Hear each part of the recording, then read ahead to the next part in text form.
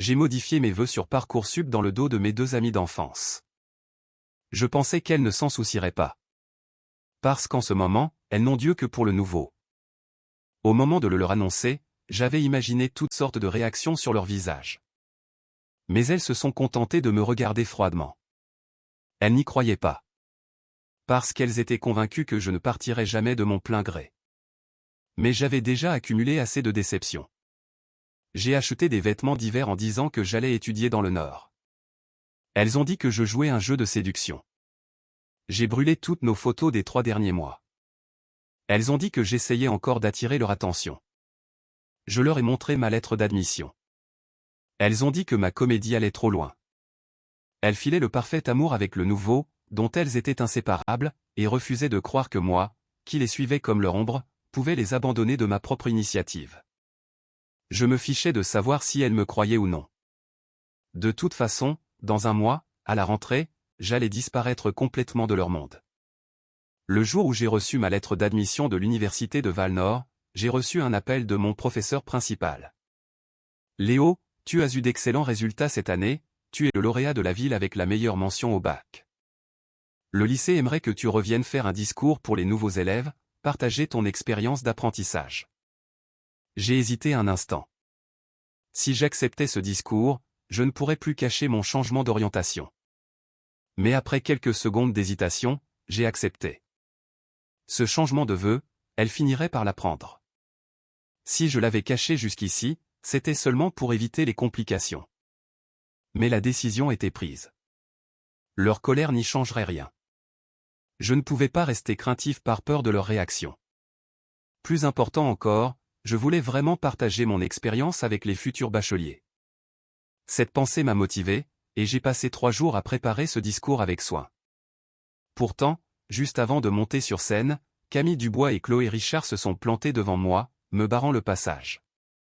Chloé a pris la parole, un peu mal à l'aise. Léo, finalement, tu n'as pas besoin de monter sur scène. Et si on allait manger un morceau ensemble? Ou si tu as un endroit où tu veux aller, on t'y emmène. Je les ai regardés, notant leur air tendu et leur regard fuyant vers un coin de la salle. J'ai demandé, perplexe, qu'est-ce que ça veut dire? Camille est restée silencieuse quelques secondes avant de prendre le relais. Hugo tenait vraiment à s'entraîner à parler en public, alors j'ai demandé à mon père d'intervenir pour qu'on lui cède cette opportunité. Le père de Camille avait financé plusieurs bâtiments pour le lycée. Changer un orateur à la dernière minute n'était pour lui qu'une formalité. À cet instant, la voix claire de Hugo Lemaire a retenti depuis la scène. J'ai suivi le son du regard et j'ai vu Hugo, là-haut, sur l'estrade. Me voyant abasourdi, Camille et Chloé étaient sur des charbons ardents. Elles s'attendaient à ce que je me fâche, que j'explose de colère. Pourtant, après un long moment, je suis resté impassible, le visage fermé, sans aucune réaction. Toutes les stratégies qu'elles avaient préparées sont tombées à l'eau. J'ai juste esquissé un sourire, et sans un mot, j'ai tourné les talons et je suis parti. Quel dommage. Camille, Chloé, vous avez manqué votre dernière chance de connaître la vérité. Le jour de la rentrée, mes parents sont rentrés spécialement pour l'occasion. Léo, tes bagages sont prêts? L'université de Val-Nord, c'est si loin de Paris, plus de 1000 kilomètres. Assure-toi de ne rien oublier d'important. Ma mère vérifiait nerveusement la liste des bagages. Mon père a ajouté, prévenant, laisse-moi te conduire à l'aéroport. Tu pars si loin tout seul, ça m'inquiète. Pas la peine. J'ai souri en secouant la tête. J'ai grandi maintenant. Papa, maman, vous êtes occupés par votre travail, ne vous en faites pas pour moi. Même si je disais cela, ma mère restait inquiète. Elle a essuyé une larme, la voix étranglée par l'émotion. Tu pars si loin, tout seul, comment veux-tu qu'on soit rassuré? L'université de la capitale est juste ici, et toi, tu as choisi de partir à l'autre bout du pays. J'ai souri et je l'ai prise dans mes bras. Maman, je pars juste faire mes études et tu pleures déjà comme ça. Si un jour je pars travailler à l'étranger, tu vas t'évanouir de chagrin ou quoi? C'est alors que ma mère s'est souvenue de quelque chose. Elle a sorti précipitamment un bout de papier de son sac, sur lequel était écrit un numéro de téléphone. Léo, en fait, quand tu étais petit, nos familles s'étaient fait une promesse. Mais Camille et Chloé, ces deux-là, t'ont collé depuis l'enfance, et nous avons toujours pensé que tu finirais par épouser l'une d'elles, alors nous n'en avons jamais parlé. Mais aujourd'hui, il est clair qu'elles sont pas faites pour toi. Cette jeune fille est aussi à l'université de Val-Nord, dans la même fac que toi. Même si les promesses d'enfance n'ont plus beaucoup de valeur aujourd'hui, si le courant passe entre vous, alors tant mieux. Sinon, si tu as besoin de quoi que ce soit, tu peux lui demander de l'aide, ce sera toujours un soutien. En disant cela, ma mère a glissé le papier dans ma main. J'allais refuser quand Camille et Chloé sont soudainement entrés. Ne vous inquiétez pas, monsieur et madame Martin, nous prendrons bien soin de Léo. Toutes les personnes présentes savaient qu'elles avaient mal compris, pensant que l'on parlait d'elles. Mais tout le monde est resté silencieux. Personne n'a révélé la vérité. J'ai calmement glissé le papier dans ma poche. J'ai dit, maman, ne t'en fais pas. J'ai compris. Camille et Chloé se sont jetés un regard, ne comprenant pas pourquoi nous étions si émus. Monsieur, madame, l'université est dans la capitale, même si Léo est à l'internat, il pourra toujours rentrer le week-end. S'il a le mal du pays, nous pourrons le ramener tous les jours. Mes parents ont soupiré, sans rien dire. Camille et Chloé n'ont rien remarqué d'étrange et se sont précipités dans ma chambre pour m'aider avec mes valises. Mais en entrant, elles ont été choquées. Camille a lâché, surprise, mais ce n'est que dans la capitale, tu peux rentrer quand tu veux. Pourquoi emporter autant de vêtements? Ce que je fais ne te regarde pas. J'ai toujours eu beaucoup de vêtements. J'ai répondu évasivement. Chloé a enchaîné, oui, achète tout ce que tu veux. Une fois que tu seras installé, je t'emmènerai en acheter d'autres. Camille n'a plus rien dit, mais a attrapé une valise. Sur son visage habituellement froid, on pouvait déceler une pointe de nervosité. Léo, viens dans ma voiture. Après une hésitation, elle a ajouté en bafouillant, je t'ai préparé une surprise à l'université. Chloé m'a arraché la valise des mains. Prends plutôt ma voiture, moi aussi j'ai une surprise. Elle me tiraillait, une de chaque côté, se disputant ma présence quand soudain, un téléphone a sonné. La voix sanglotante de Hugo s'est fait entendre à l'autre bout du fil. Camille, Chloé, j'ai eu un accident de voiture en allant à l'université. C'était Hugo. Les visages de Camille et Chloé ont changé instantanément. Elles ont demandé, paniquées, comment vas-tu? Que s'est-il passé? Es-tu blessé? Camille a pris une décision rapide. Ne bouge pas, reste où tu es, j'arrive tout de suite. Chloé l'a aussi rassuré, n'aie pas peur, je suis là, j'arrive te chercher. Après avoir raccroché, elles se sont souvenues de ma présence. Avant même qu'elles n'ouvrent la bouche, je les ai devancées. Vous n'avez pas besoin de m'accompagner, j'irai à l'université tout seul. Camille a hésité, puis a seulement dit, alors, quand tu arriveras à la fac, pense à m'appeler. Chloé a ajouté, embarrassée, Léo, tu avais dit que le premier jour, tu choisirais entre nous deux. Ne l'oublie pas. Je les ai regardées, impassibles, sans hocher la tête ni répondre. Elles ont senti que quelque chose n'allait pas, mais le téléphone de Chloé a de nouveau sonné. À l'autre bout, Hugo pleurait à chaudes larmes, disant qu'il avait peur, qu'il avait mal à la jambe. Les deux filles ont dû partir. Camille et Chloé se retournaient à chaque pas, me rappelant de les contacter. Pourtant, je n'ai pas répondu un seul mot. Finalement, elles sont montées chacune dans leur voiture. Je suis monté dans la mienne. À peine assis, mon téléphone a vibré. En l'ouvrant, j'ai vu que c'était un message de Hugo. Léo, tu as bien vu? Un seul appel de ma part, et elle te laisse tomber. Même si tu devenais leur petite amie, ce serait pareil. Si tu continues à me financer, j'envisagerais peut-être de te laisser l'une d'elles. En lisant cela, j'ai ricané. Mes doigts ont tapé quelques mots. Pas la peine. Je ne veux ni de l'une ni de l'autre. Je te les laisse. Après avoir envoyé le message, j'ai bloqué Hugo sans hésiter. Puis Camille, puis Chloé. Finalement, j'ai brisé ma carte SIM et l'ai jetée. J'ai sorti une nouvelle carte de mon sac et je l'ai insérée. La première chose que j'ai faite a été d'enregistrer le numéro que ma mère venait de me donner, celui de la promesse d'enfance.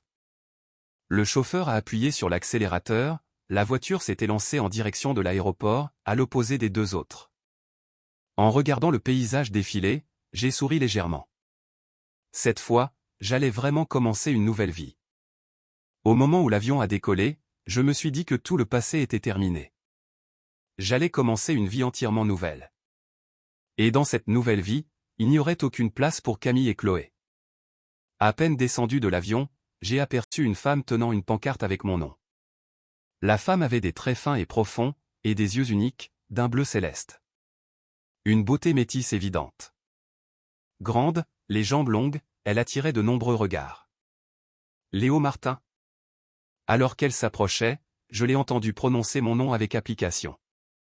Je suis Éléonore de Courcy, ta fiancée promise. Sa voix, vive et mélodieuse, a fini sur un léger rire.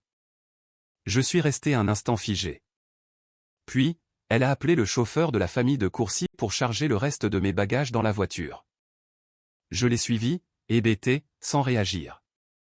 Ce n'est qu'en sentant la fraîcheur du climat du Nord que j'ai frissonné, et mes esprits sont revenus. Je ne me suis pas trompé? Vous êtes vraiment la personne dont ma mère m'a parlé? À l'instant où je posais la question, un trench coat a été délicatement posé sur mes épaules. Je pense que je n'ai pas pu me tromper. Éléonore, comme par magie, a sorti une photo et l'a placée devant mes yeux. Je l'ai prise et j'ai vu que c'était moi sur le cliché. La photo portait encore une légère fragrance de son parfum et la chaleur de son corps. Soudain, j'ai souri, un peu gêné. Pardon, je n'aurais pas dû douter de vous. Ce n'est rien. Allons à l'université.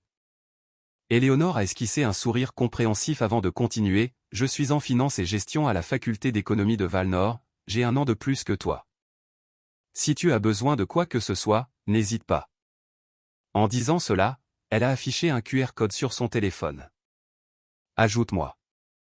J'ai rapidement hoché la tête et sorti mon téléphone pour la scanner. Éléonore m'a accompagné jusqu'à la résidence universitaire. Avec le chauffeur, elle a même monté tous mes bagages dans ma chambre.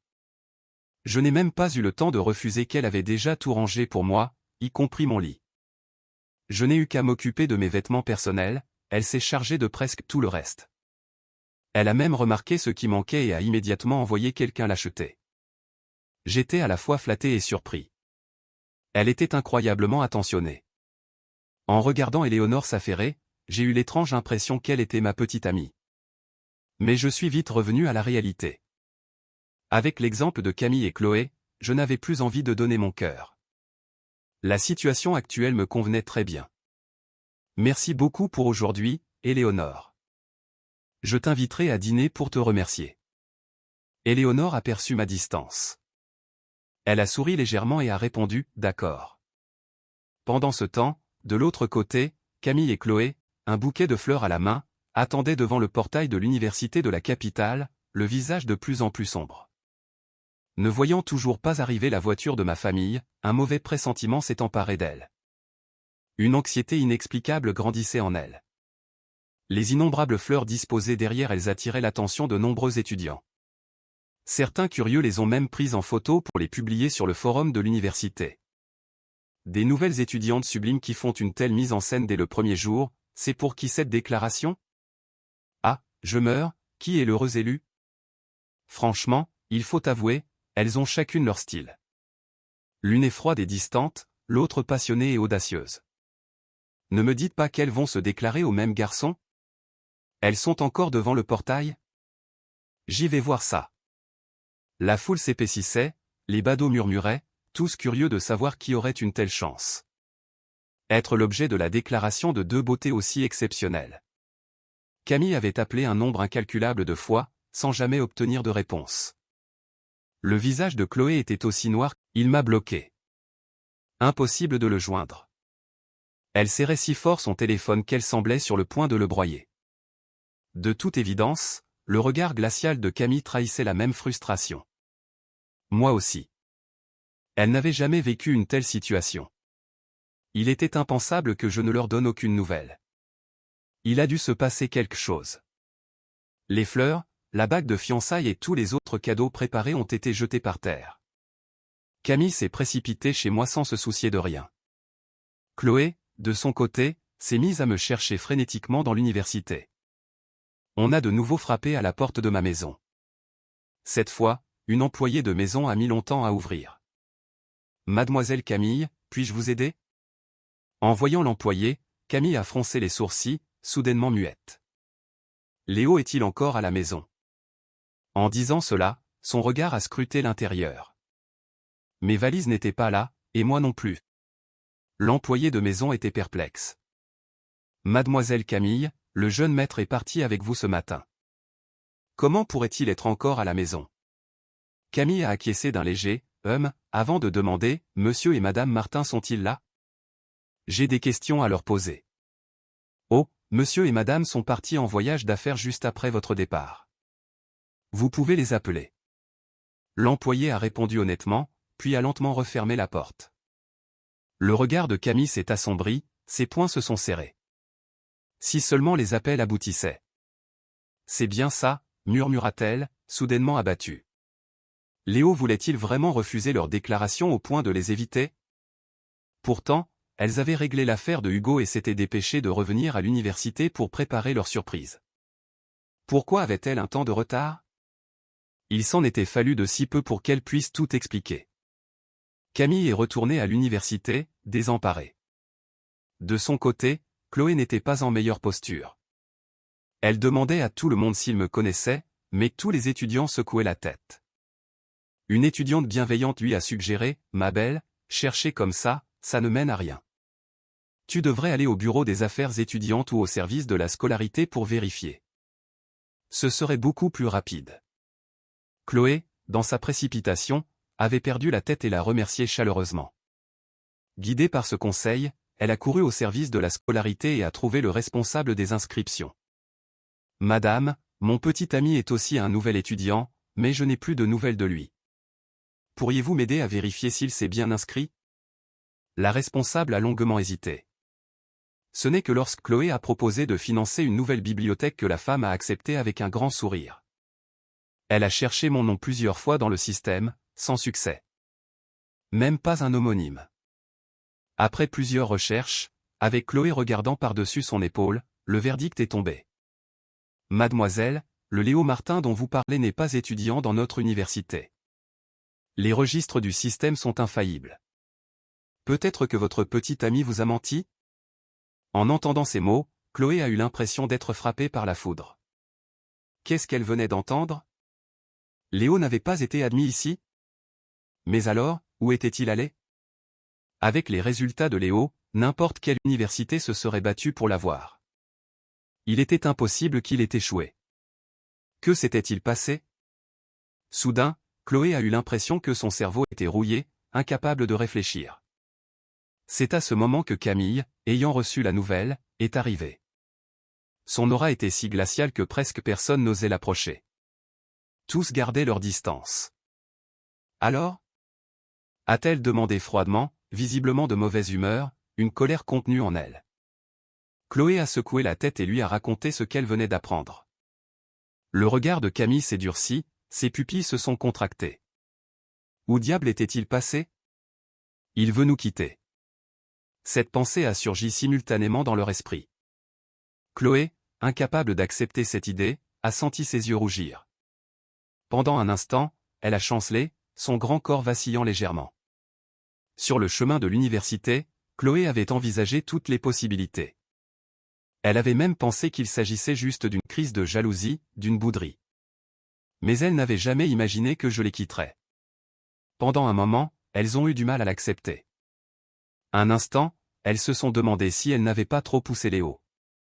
Si c'était pour ça. Mais l'instant d'après, la voix d'un garçon a interrompu leurs pensées.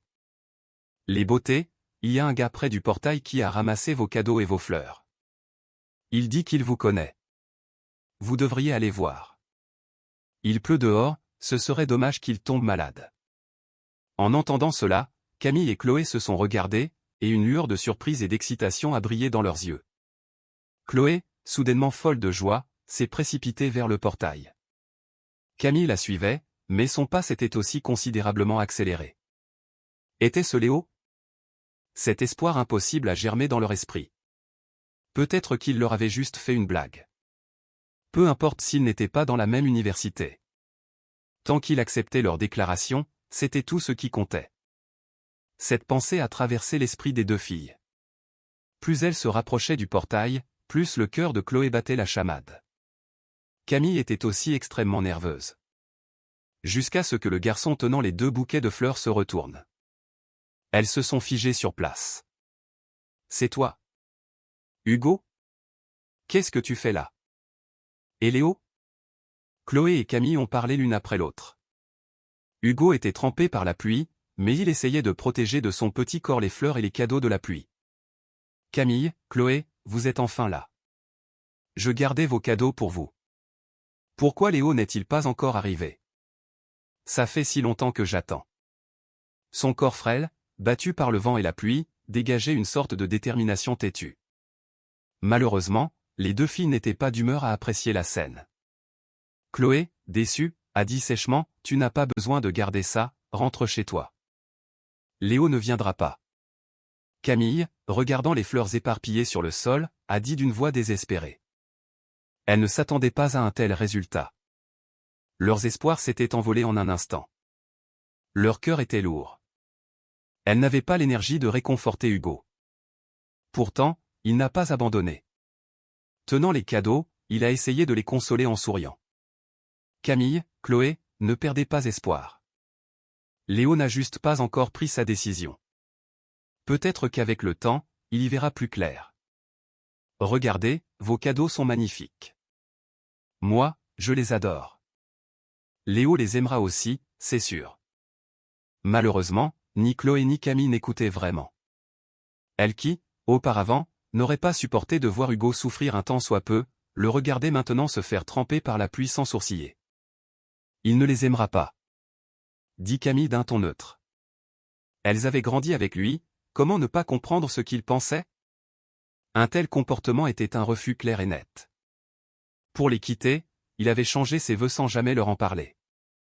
Ce geste n'était-il pas assez explicite? Chloé aussi avait le regard baissé, une aura de tristesse l'enveloppant.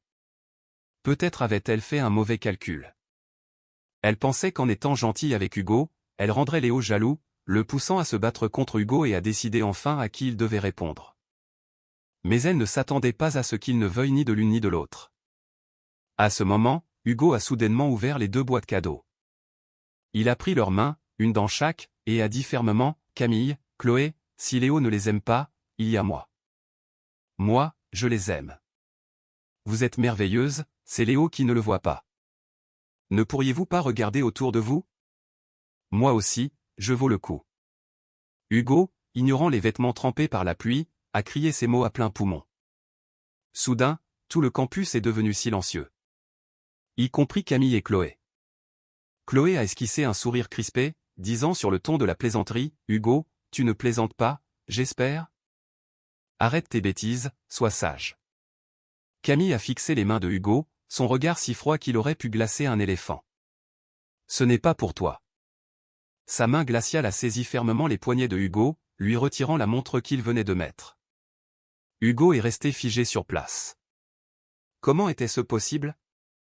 Presque instantanément, les larmes lui sont montées aux yeux.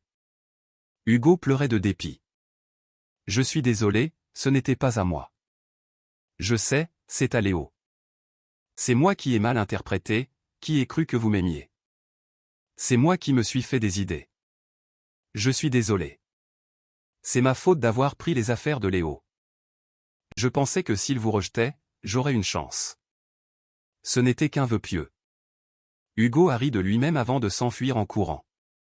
Mais après avoir couru une certaine distance, il n'a pas entendu de pas le poursuivre.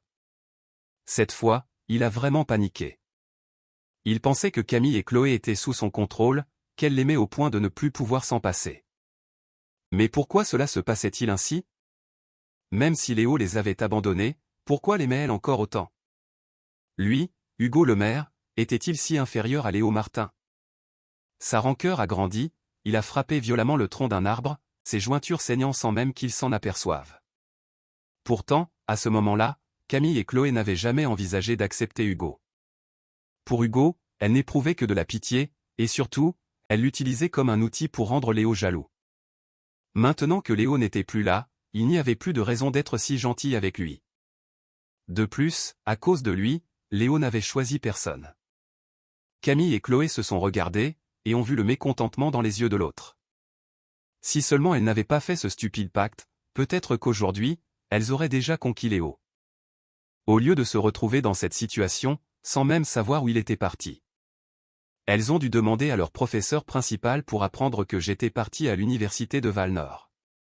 Soudain, elles ont été abasourdies. L'université de Val-Nord était à des milliers de kilomètres, à l'autre bout du pays. Pourquoi avait-il choisi d'aller là-bas? Alors qu'il avait rempli ses vœux pour l'université de la capitale, comme convenu. Pourquoi ce changement soudain? Camille et Chloé ont vu la confusion dans les yeux de l'autre. Se pourrait-il que depuis si longtemps, il prévoyait déjà de les quitter pour de bon? Mais pourquoi? N'avait-il donc ressenti aucune attirance pour elles? Mais ce qu'elles ignoraient, c'est qu'aucun garçon ne peut accepter la trahison de ses proches. Même pas de ses amis. Léo leur avait donné d'innombrables chances, mais il n'aurait jamais imaginé que les deux amis d'enfance qui se tenaient toujours à ses côtés choisiraient quelqu'un d'autre avec une telle conviction.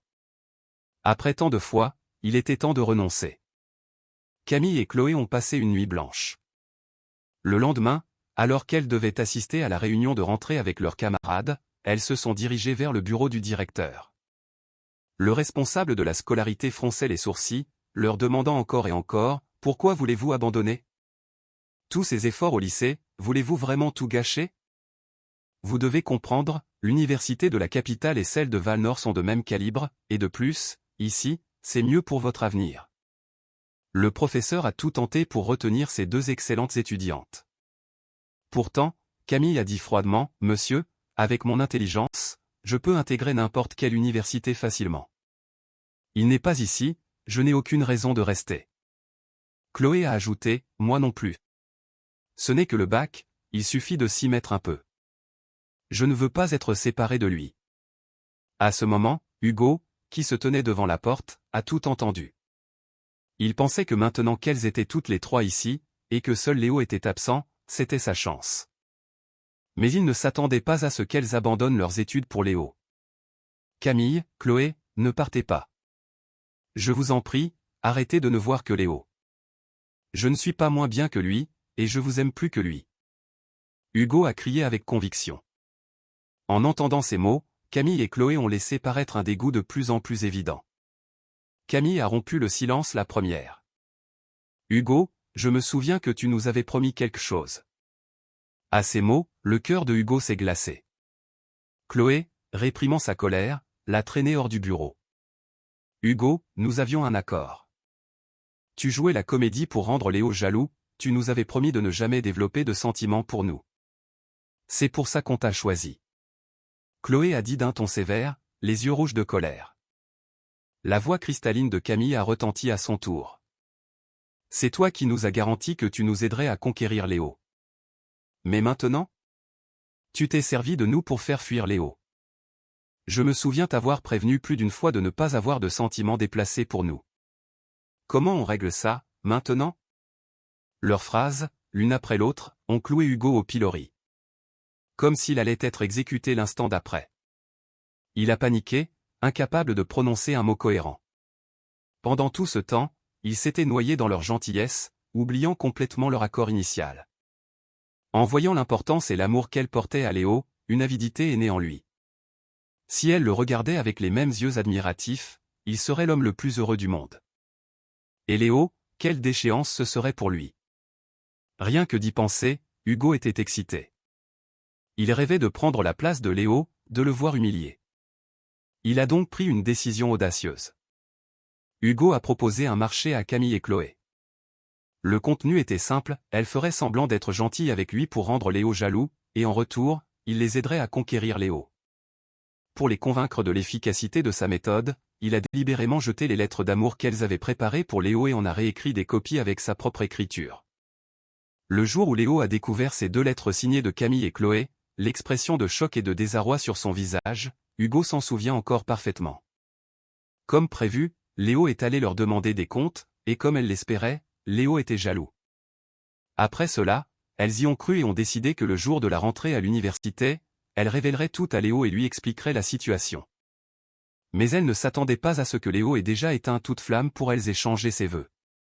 Hugo, se remémorant les événements récents, a ri d'un rire dément.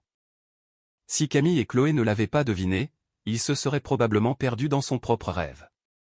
Leur regard froid et distant, comme si leur gentillesse passée n'avait jamais existé. Hugo a instinctivement tendu la main, voulant toucher leurs yeux, mais Chloé l'a repoussé sans hésitation. « Tu nous as menti, et en plus, tu as fait fuir Léo. » Sa voix contenait une menace à peine voilée.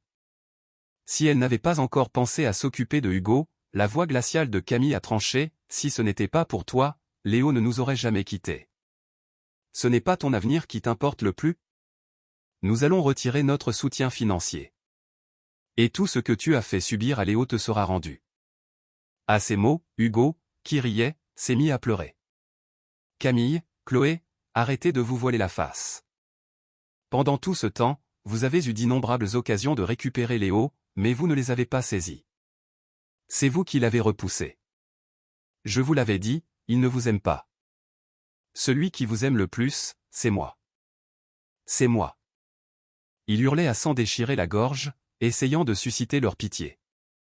Mais dans les yeux de Camille et Chloé, il n'y avait que de la froideur. Assez. Léo nous aime encore, c'est certain. Arrête de mentir. Puis, elles l'ont laissé là et sont allées sans hésiter faire leur démarche d'annulation d'inscription. Elles se sont précipitées à l'université de Val-Nord pour retrouver Léo. Pendant ce temps, j'ignorais tout de leurs affaires. Dans mon nouvel environnement, mes colocataires étaient sympas. La vie sur le campus était si belle que j'en avais presque oublié Camille et Chloé. L'intégration s'est terminée. Mon téléphone a sonné. Mes colocataires ont plaisanté, c'est encore cette belle étudiante plus âgée qui t'invite à dîner? Sérieusement, quand est-ce que vous vous mettez ensemble? On pourra avoir droit à un repas de célébration? Oui, oui. Beaucoup de gens vous chippent, vous savez. Nous trois, on a même parié sur le temps qu'il faudra à Éléonore pour te conquérir.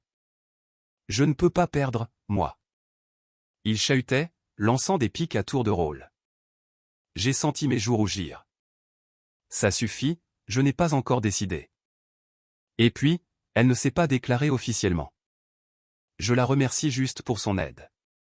Après avoir semé mes colocataires, j'ai enfilé un coupe-vent bleu ciel et je suis descendu attendre devant la résidence, regardant de tous côtés. Mais aucune trace d'Éléonore.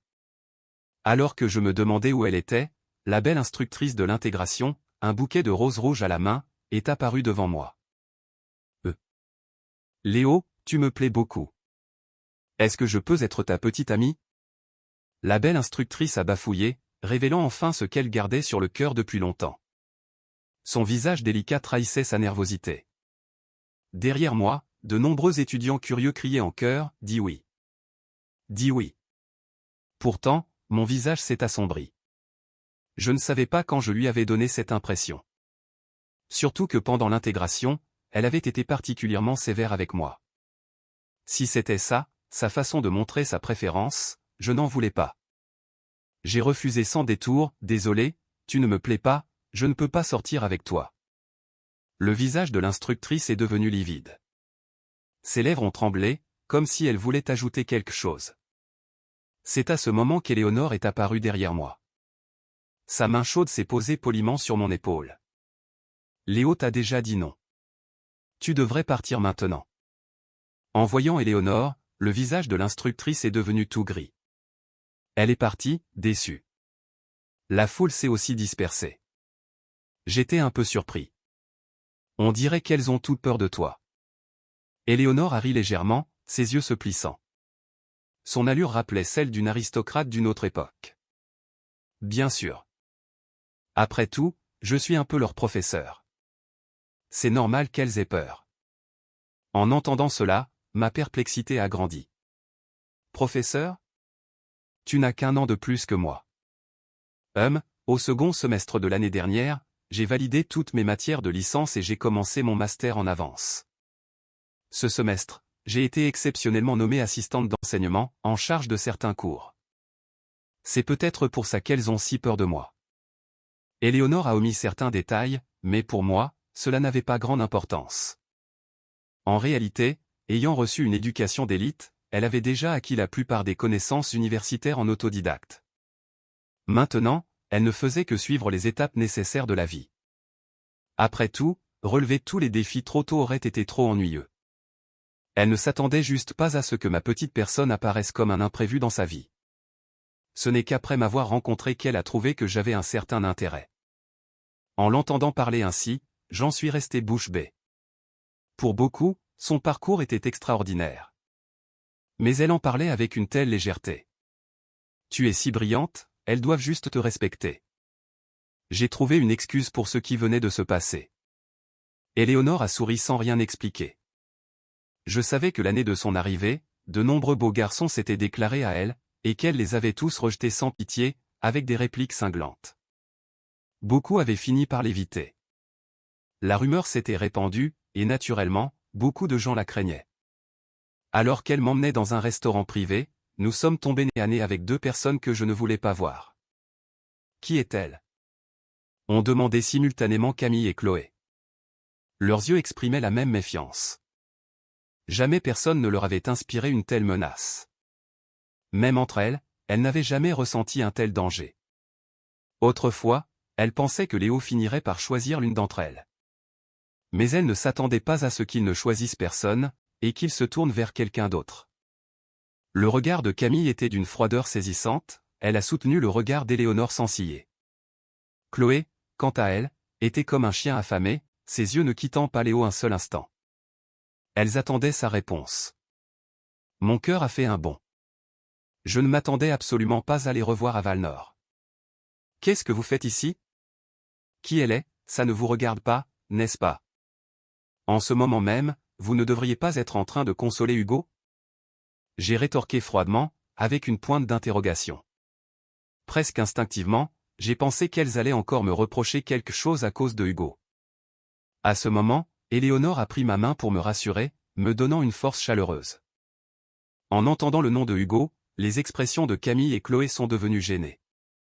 Camille s'est éclairci la gorge et a sorti une photo récente de Hugo sur un lit d'hôpital. Nous ne sommes pas avec lui. Il a eu ce qu'il méritait. Je peux t'expliquer ce qui s'est passé. Sur la photo, Hugo était couvert de bandages. Les blessures visibles étaient choquantes. Mais cela m'était égal. Alors, vous êtes venu lui demander pardon en son nom? Je ne pense pas que ce soit nécessaire. Je ne vois pas ce qu'il y a à expliquer. J'ai tiré sur la main d'Éléonore pour lui signifier qu'on pouvait partir. Mais Chloé a saisi mon autre main et s'est empressée d'expliquer, nous ne sommes pas là pour demander pardon pour Hugo. Ce qui lui arrive, il l'a bien cherché. C'est nous qui nous sommes laissés avoir par lui, c'est pour ça qu'on a été si froide avec toi et si gentille avec lui. Chloé et Camille se sont complétées pour expliquer tout ce qui s'était passé. Car elles craignaient que si elles n'expliquaient pas, elles pourraient me perdre pour de bon. Leurs deux paires d'yeux, si différentes, exprimaient la même sincérité. Pourtant, je ne ressentais aucune émotion, seulement un sentiment d'absurdité. Était-elle en train de plaisanter? Ou de me mentir? J'ai éclaté d'un rire sarcastique. C'est ça, votre explication? C'est ridicule.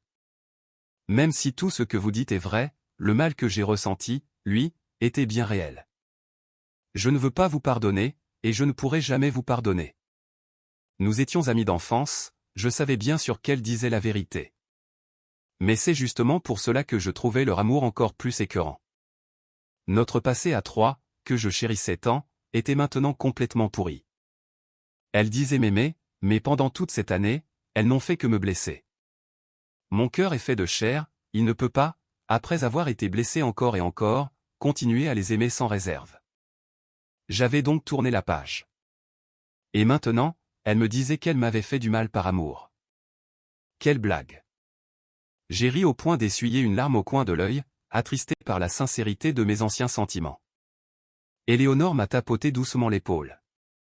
Camille, Chloé, une personne mature, quand elle aime, n'utilise jamais la souffrance pour traiter l'être aimé. Si vous aimiez vraiment Léo, vous ne l'auriez pas blessé ainsi. Et pour me présenter, je suis la fiancée de Léo. À ces mots d'Éléonore, Camille et Chloé sont restées figées sur place. Elles n'en croyaient pas leurs oreilles. Le regard de Camille s'est brisé. Elle a grincé des dents et a articulé, « Léo, dis-moi, c'est vrai ou c'est faux? Dis-moi juste que c'est faux et je te croirai. » J'ai moi-même regardé Éléonore avec surprise, puis je lui ai lancé un regard rassurant. Elle a immédiatement compris et a entrelacé ses doigts avec les miens. N'est-ce pas assez évident? Nos parents ont arrangé ça depuis longtemps. Maintenant, elle est ma fiancée. En voyant cette atmosphère intime entre nous, Chloé est devenue rouge de colère. Lâche-le. Une promesse d'enfance, ça ne compte pas.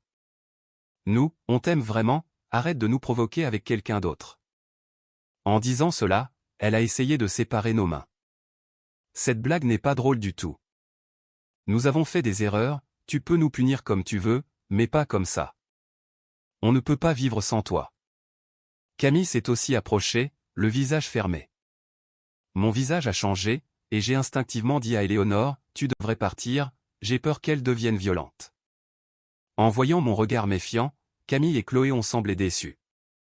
À leurs yeux, étais-je donc ce genre de personne qui lève la main facilement?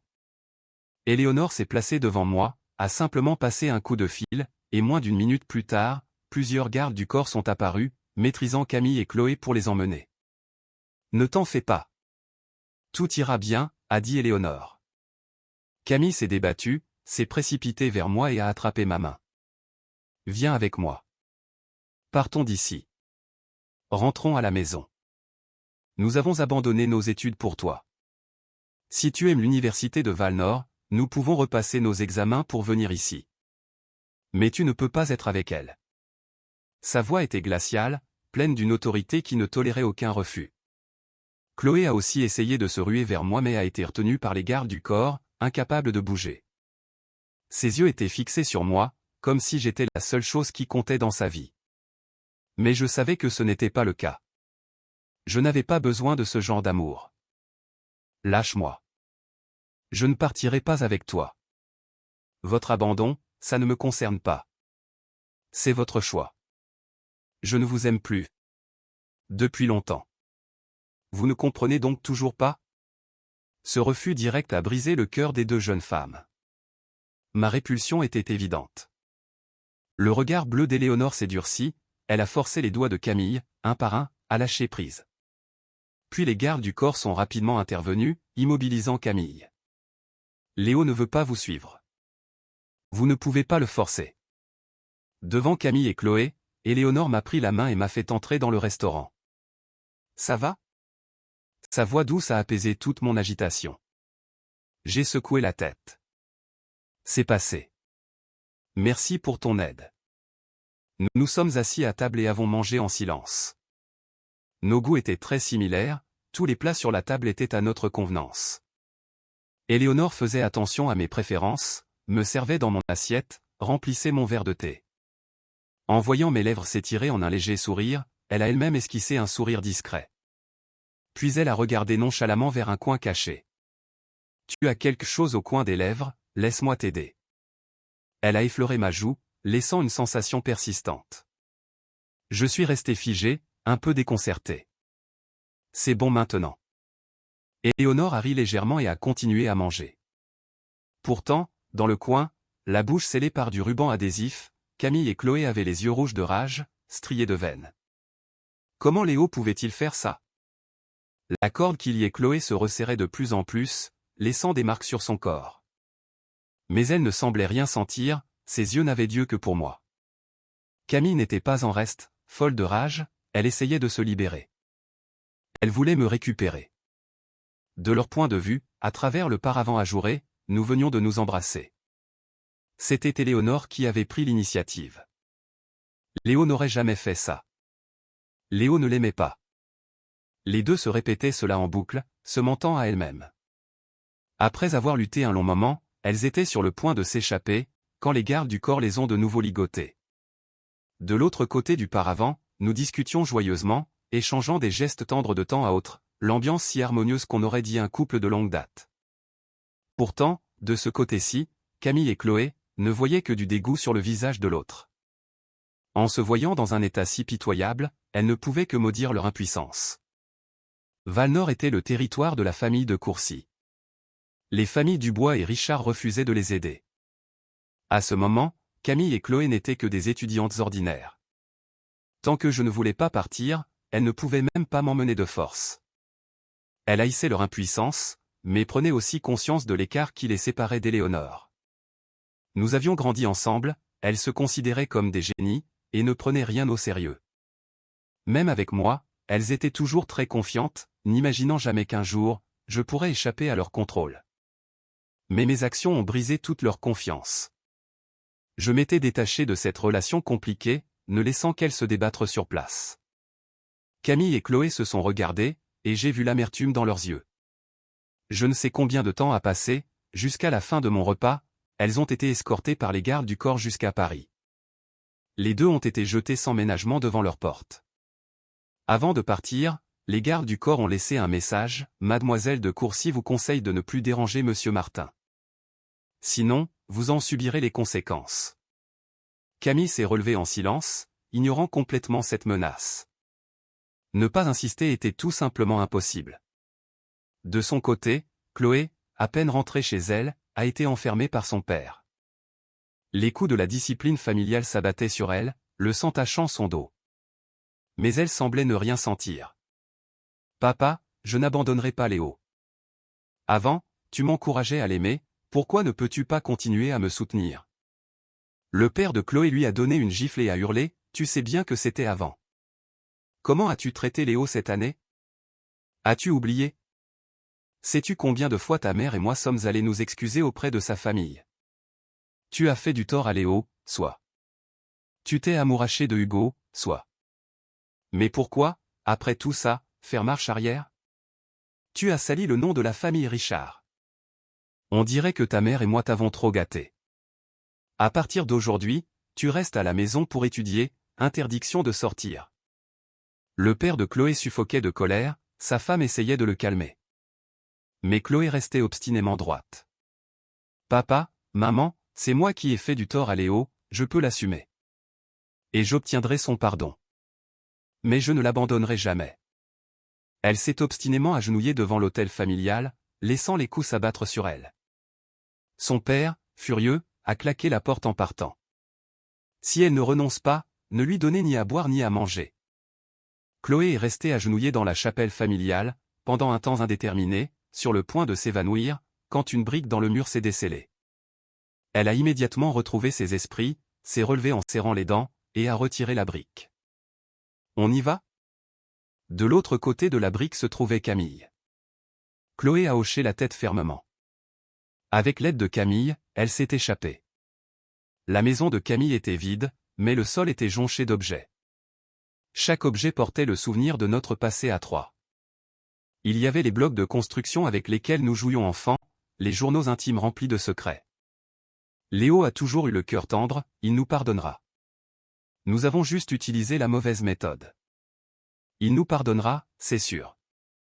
Camille a rassemblé ses objets, une lueur de folie dans les yeux.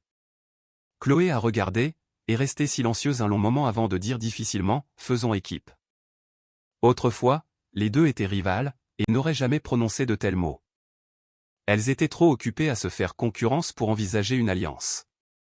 Mais maintenant, face à une ennemie commune, Éléonore, seule une alliance leur donnerait une chance de me récupérer. Camille a regardé Chloé, et a hoché la tête fermement. En seulement 3 jours, elles ont rassemblé tous les souvenirs de notre passé.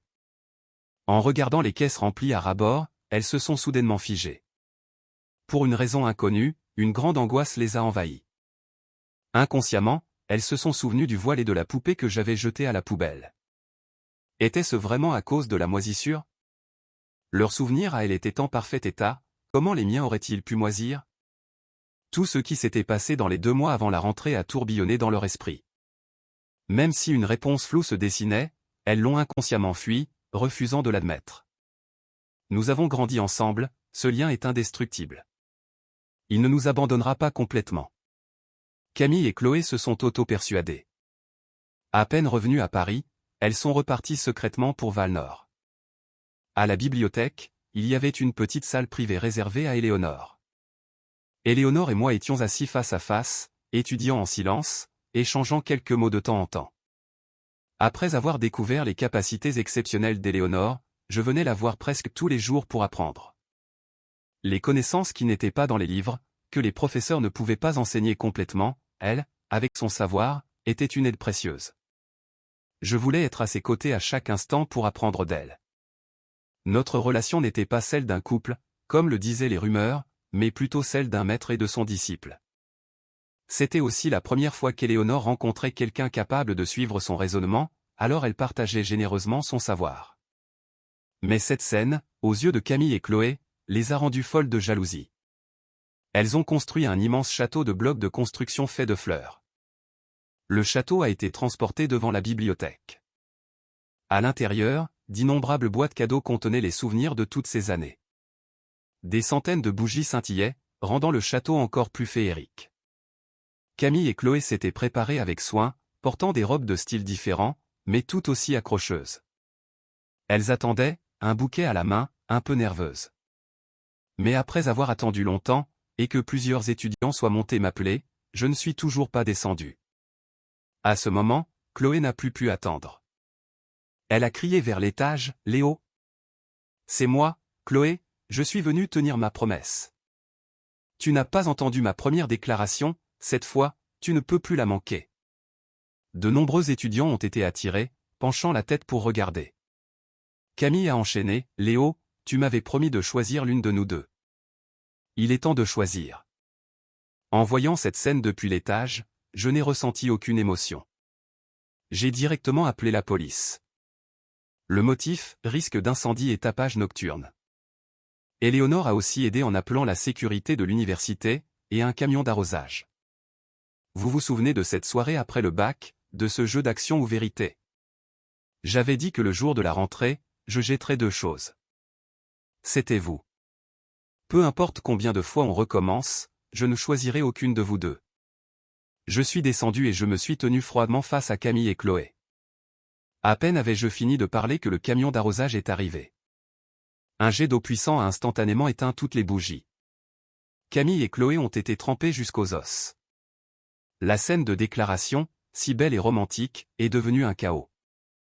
Les fleurs, arrosées, ont perdu un nombre incalculable de pétales.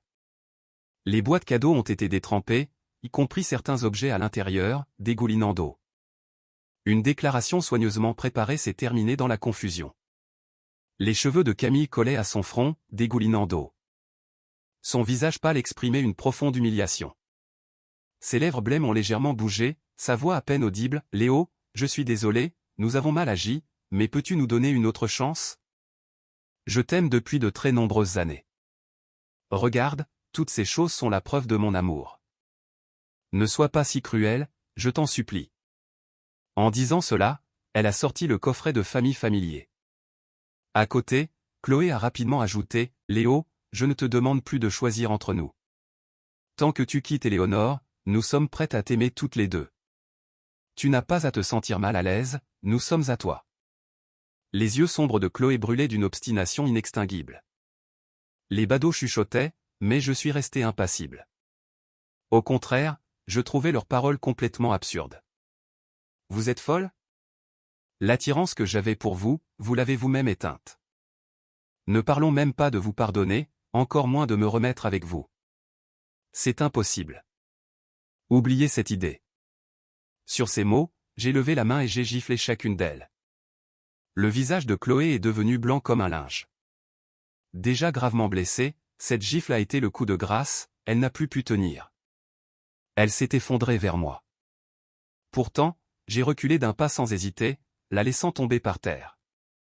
Mon geste froid a poignardé le cœur de Chloé. Même Camille a eu un instant de stupeur.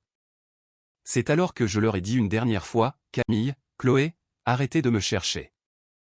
J'ai tourné la page depuis longtemps. Pour moi, vous n'êtes que des amis du passé.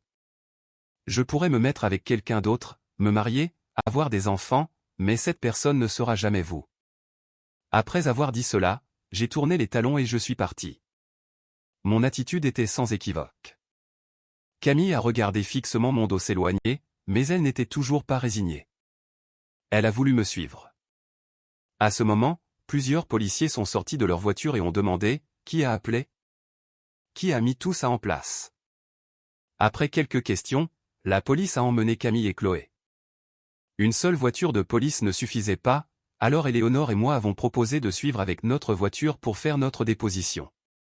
Nous nous dirigions tous vers le commissariat, quand soudain, une vieille camionnette a foncé droit sur la voiture de police.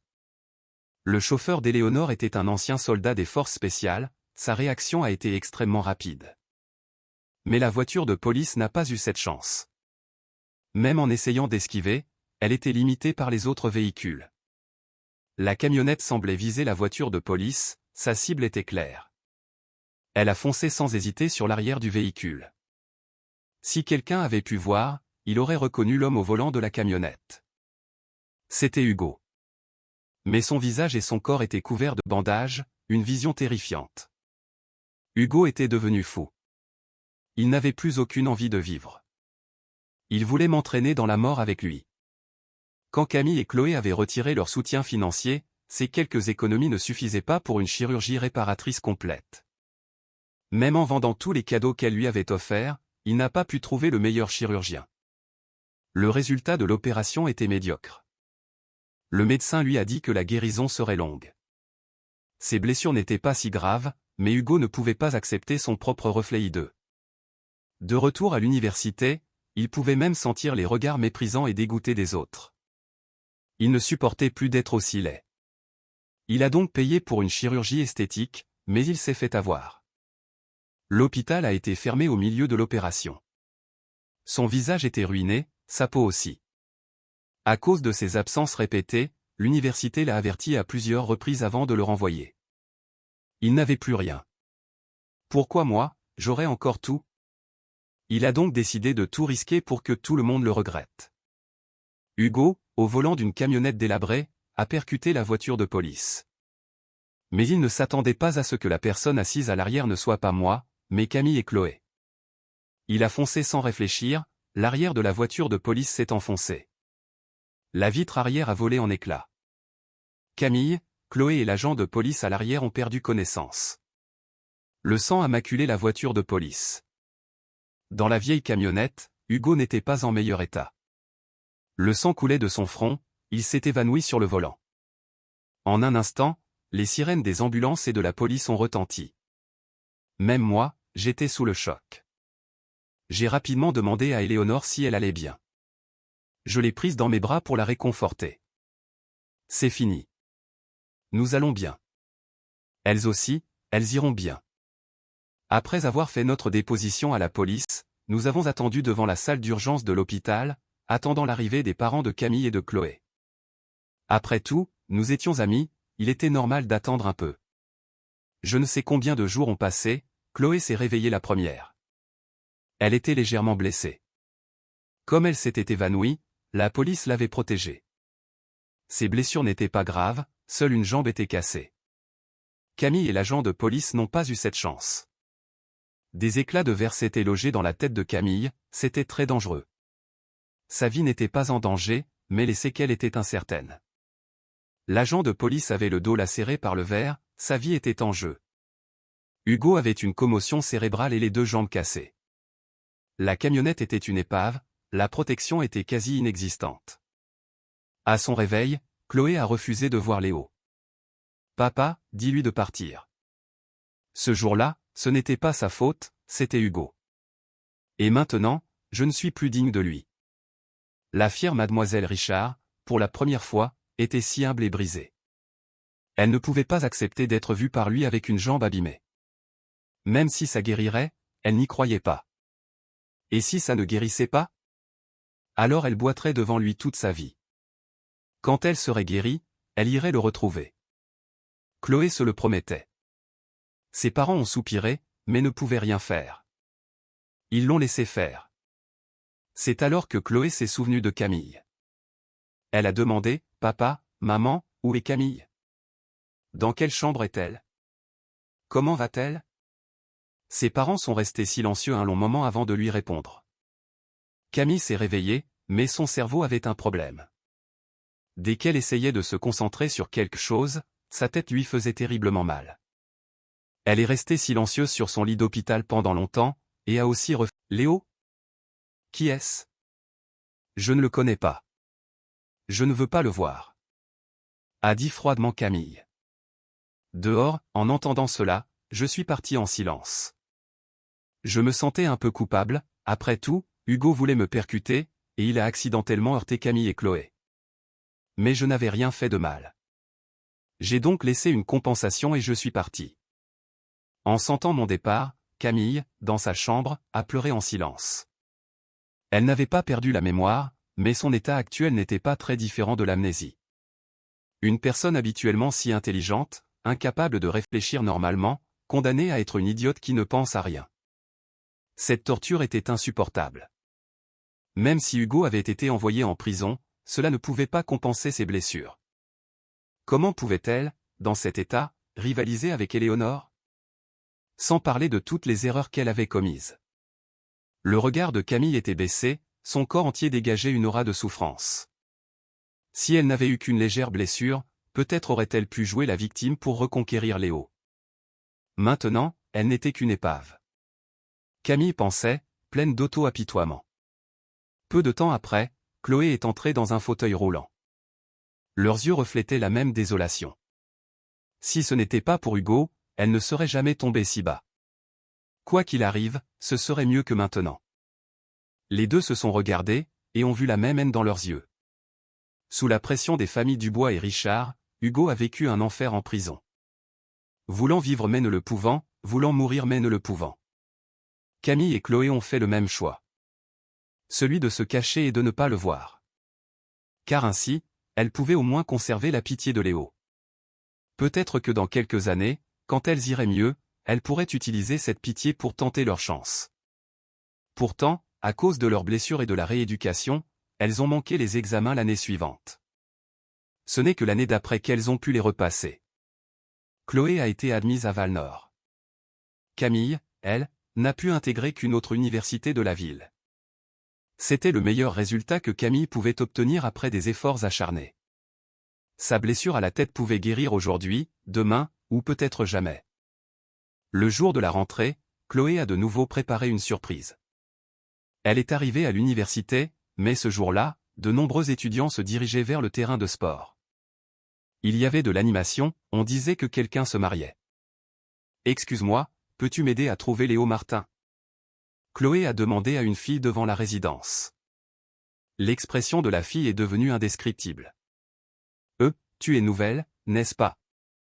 Léo et Éléonore se marient aujourd'hui. Tu n'étais pas au courant ?» En parlant de Léo, la fille semblait avoir une source inépuisable de potins. Léo est aussi brillant qu'Éléonore, il a sauté plusieurs classes. Maintenant, il est déjà en master. Il pourrait même enseigner ici plus tard. Ils sont souvent ensemble, ils vont si bien l'un avec l'autre. L'année dernière, à la même époque, il s'est déclaré et l'a demandé en mariage. La scène était si romantique que tout le monde les enviait.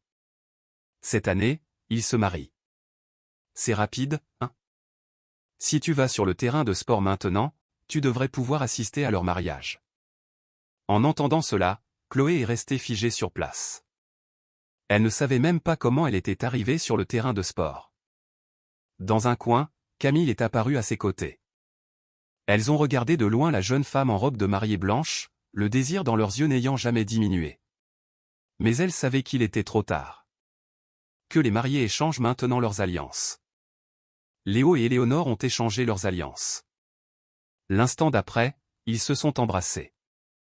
La foule les acclamait. Léo a pris Éléonore dans ses bras et a couru à travers la foule. « Es-tu heureuse de m'épouser? »« Heureuse. » a répondu Éléonore en souriant. Ils n'étaient peut-être pas encore profondément amoureux, mais ils se comprenaient parfaitement. Deux âmes si différentes, au moment où elles se sont touchées, ont su qu'elles étaient faites l'une pour l'autre. Je ne sais quand, Camille et Chloé sont partis en silence, prenant des directions opposées. Les trois amis si proches s'étaient finalement perdus de vue. Même s'ils vivaient dans la même ville, Chloé et Camille entendaient souvent parler d'eux, mais ne les ont plus jamais revus. On disait que Léo avait obtenu son master et remporté un prix international. On disait qu'Éléonore avait fait prospérer l'entreprise familiale de Courcy et que son mariage avec Léo était heureux et harmonieux. Jusqu'au jour où, Chloé et Camille ont vu à la télévision un reportage sur eux. D'innombrables personnes enviaient leur amour, et encore plus leur talent, leur confiance et leur compréhension mutuelle. C'est alors qu'elles ont réalisé que Léo avait atteint un niveau qu'elles ne pourraient jamais atteindre. Il n'y avait plus aucune possibilité pour elles.